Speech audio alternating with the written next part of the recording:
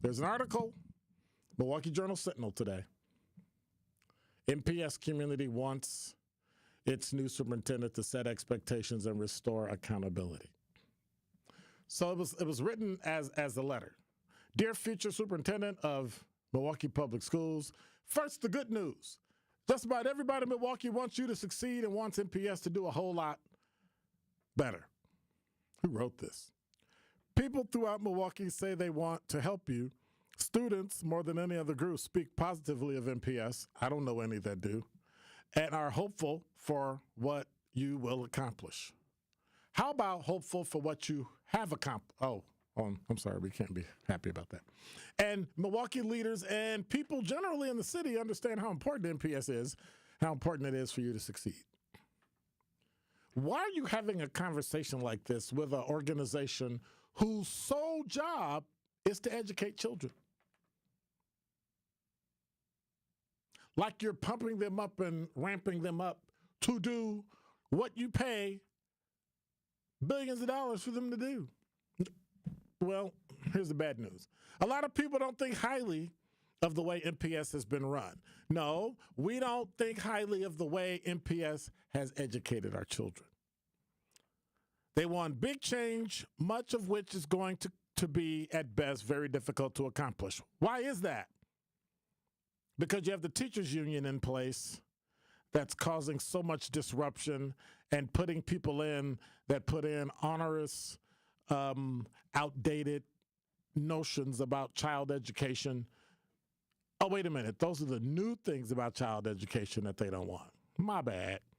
Either way, they're not. Oh, wait a minute. It's the old stuff, and that's when children learned and went to high school and graduated and went to college. And now we've got all the new stuff and the unions and all that, and they run everything, and they pretty much put the school board in. So now they just do what the union wants, and we have trash for education. They want you to do and want you to lead many others to do much better jobs. Well, like, what does that even mean?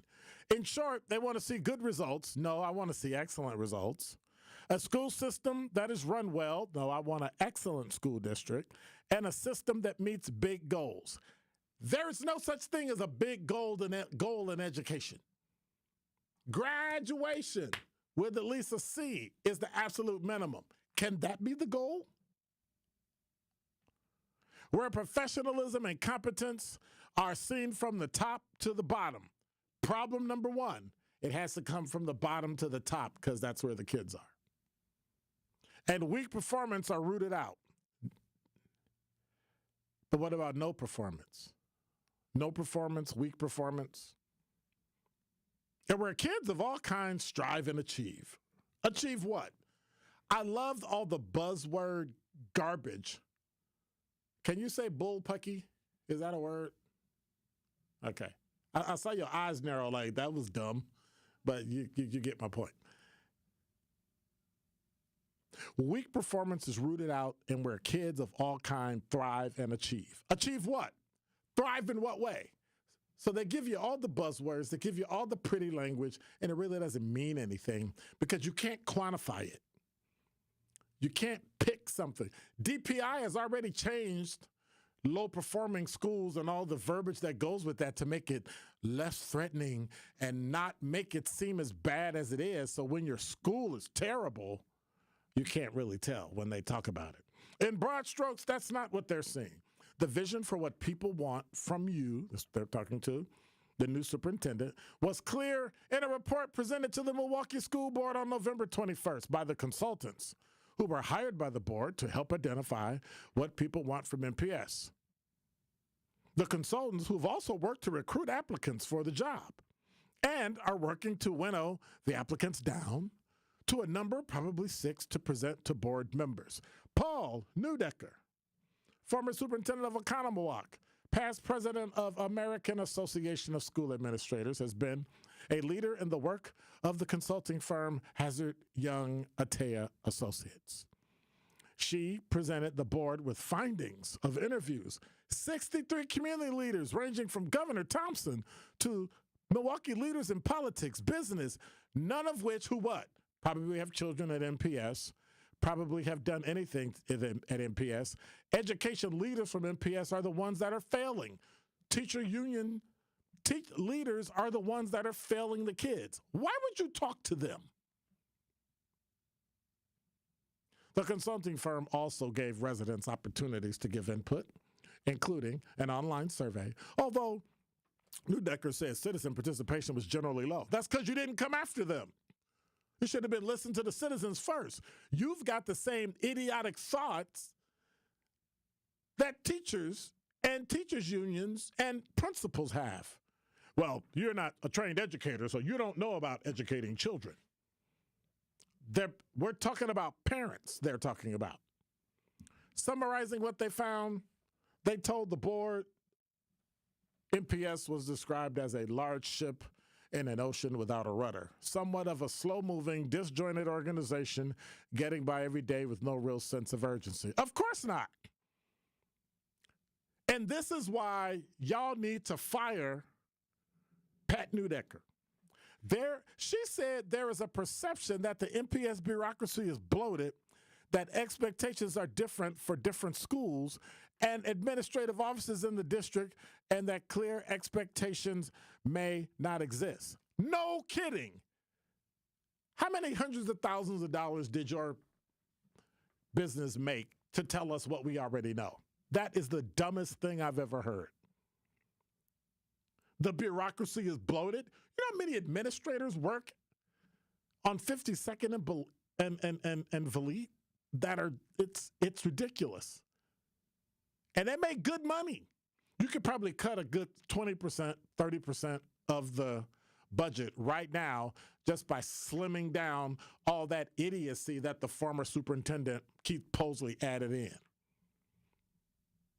Area superintendents and assistant superintendents and all this garbage that's piled in that we don't really need to pay for because somebody didn't want to do their job. And it's clear he didn't do his job. Neudecker said that while overall support for MPS is strong, trust in the district has declined. So that's what you're saying? It's not about trust. It's about the fact that you got paid a couple $2 billion and didn't do your job. You did not do your job. You failed. What do we do to people who fail in business? We fire them. We don't let them keep their jobs. Financial mismanagement, nepotism, relationship between teachers union, board, and administration. The legislature in Wisconsin needs to make a clear statement that unions cannot give to boards or give to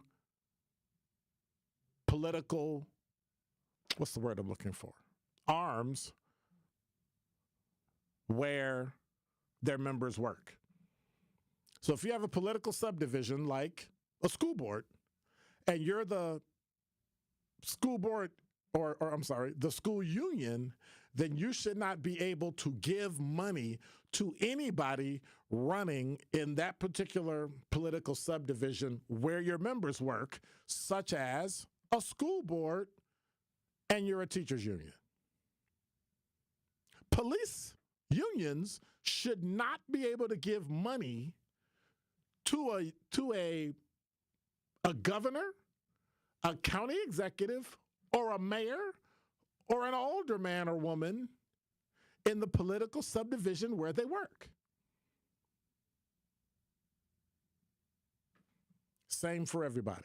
The report said pressures of student poverty and competition from non-public schools are growing and challenging. Those factors are among the things you'll need to navigate as superintendent. We've always had non-public schools. We've always had students in poverty. I was one of them that grew up in really, really abject poverty. And kids don't make it. Why? Because they're strong, they're resilient, they've got great families and caregivers, and they love education. So what exactly are you even talking about, and why did they pay you this money? Why? Why did they pay you money to tell us something we already know? But there's an easy way around all this. And I can tell you the easy way around all this The easy way to not have to deal with the teachers union, the easy way not to have all these bloated administrators at MPS, you know what I say? You ready? It's simple. It's only 2 words. Start over. And that is Dr. Ken's Truth on the new 1017 The Truth. Tap into Milwaukee's most